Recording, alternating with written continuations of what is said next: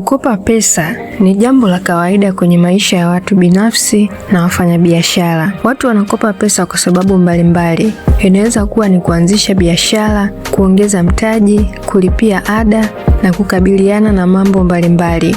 Mkopo unaweza kuwa ni msaada mkubwa au chanzo kikubwa cha matatizo kulingana na namna unavyotumika. Watu wengi huwa wanaingia kwenye madeni makubwa kwa sababu wanakopa bila kufanya tathmini ya kutosha. Kujiuliza maswali ya muhimu kabla ya kuchukua mkopo ni kitu cha msingi sana na humsaidia mtu kufanya uamuzi wenye busara na kutumia mkopo wake kwa njia nzuri na sahihi. Swali la kwanza, jiulize, nitalipaje mkopo? Kabla ya kukopa pesa, jambo la kwanza ni kujiuliza, utalipaje huo mkopo unaotaka kuukopa? Ni muhimu kuwa na chanzo cha uhakika cha kipato ambacho kitakuwezesha kulipa hilo deni bila kupata changamoto yoyote. Kama unafanya biashara, hakikisha hiyo biashara inakupa faida ya kutosha. Kama umeajiriwa, hakikisha mshahara wako unaweza kugharamia kulipa marejesho ya mkopo pamoja na matumizi mengine ya kila siku. Ni vizuri pia kufanya tathmini ya hali yako ya kifedha kabla ya kukopa.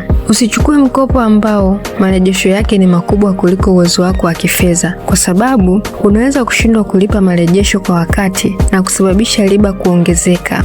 Kuwa na akiba ya dharura ni jambo la busara, kwa sababu kuna wakati mwingine biashara inaweza kushuka au kipato kupungua bila kutarajia. Lakini ukiwa umejiandaa kwa hali kama hiyo, utaweza kuendelea kulipa mkopo wako bila kuingia kwenye matatizo ya kifedha. Swali la pili, kwa nini nikope? Kabla ya kukopa, jiulize, sababu halisi inayokufanya ukope ni ipi? Mkopo unapaswa kuwa na lengo maalum na lenye manufaa kwako. Unaweza kuwa unataka kukopa ili kuongeza mtaji wa biashara, kununua vifaa vya uzalishaji, kulipia ada au kufanya uwekezaji ambao utaleta faida baadaye. Epuka kukopa kwa sababu ya kufanya matumizi ya anasa au mambo yasiyokuwa na ulazima. Kukopa pesa kwa ajili ya kufanya starehe, kununua mavazi ya gharama kubwa na kufanya matumizi ya muda mfupi yasiyo na faida inaweza kusababisha uwe na deni ambalo halina faida yoyote kwa muda mrefu kwenye maisha yako na kukufanya uwe na msongo wa mawazo. Kuwa na sababu ya msingi ya kukopa pesa itakusaidia kutumia fedha kwa nidhamu na kufikia malengo yako, lakini pia itakufanya uwe makini kwenye matumizi ya mkopo na kuongeza uwezekano wa kuurejesha kwa wakati bila changamoto. Swali la tatu, nitautumiaje huo mkopo? Baada ya kujua sababu ya kukopa, jiulize jinsi utakavyoutumia huo mkopo. Ni muhimu kuwa na mkakati au ramani ambayo inaonyesha fedha zitaenda wapi, zitatumikaje na jinsi zitakavyokuletea matokeo mazuri. Mkakati mzuri husaidia kuepuka matumizi yasiyokuwa na ulazima. Kama mkopo ni wa biashara, hakikisha huo mkopo unatumika kuongeza bidhaa, kuboresha biashara, bidhaa na huduma ambazo zinaweza kuongeza mapato. Kutumia mkopo kwenye shughuli zisizokuwa na uhusiano na lengo la huo mkopo kunaweza kusababisha biashara ishindwe kukua na kufanya marejesho kuwa ni magumu. Ni muhimu sana kufuatilia matumizi ya mkopo wako tangu siku ya kwanza unapokopa huo mkopo na kuanza kuutumia. Andika matumizi yote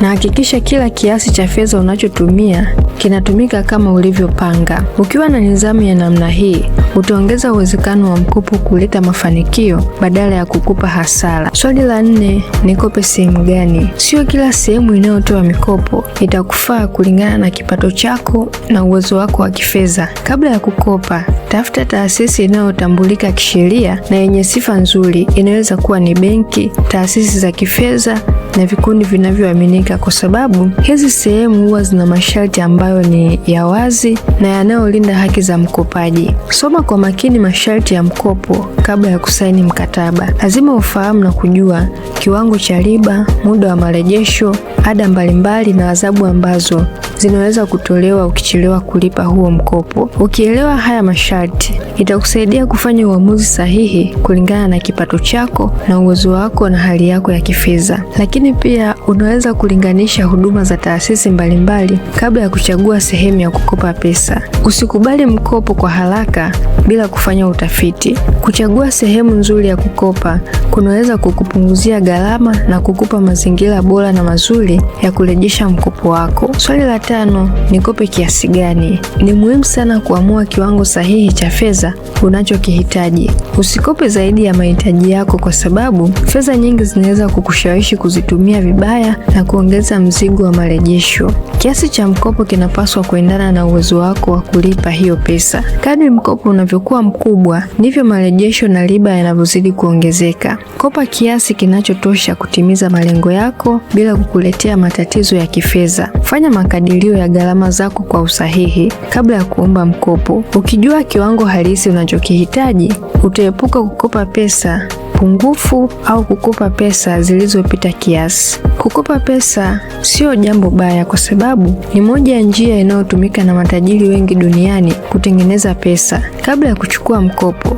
ni muhimu kujiuliza jinsi utakavyoulipa huo mkopo, sababu ya kukopa huo mkopo, namna utakavyotumia, sehemu sahihi ya kukopa na kiwango kinachofaa kukopa. Ukijibu haya maswali kwa umakini, itakusaidia kufanya maamuzi yenye busara, kuepuka madeni yasiyokuwa na ulazima na kutumia mkopo kama chanzo cha maendeleo.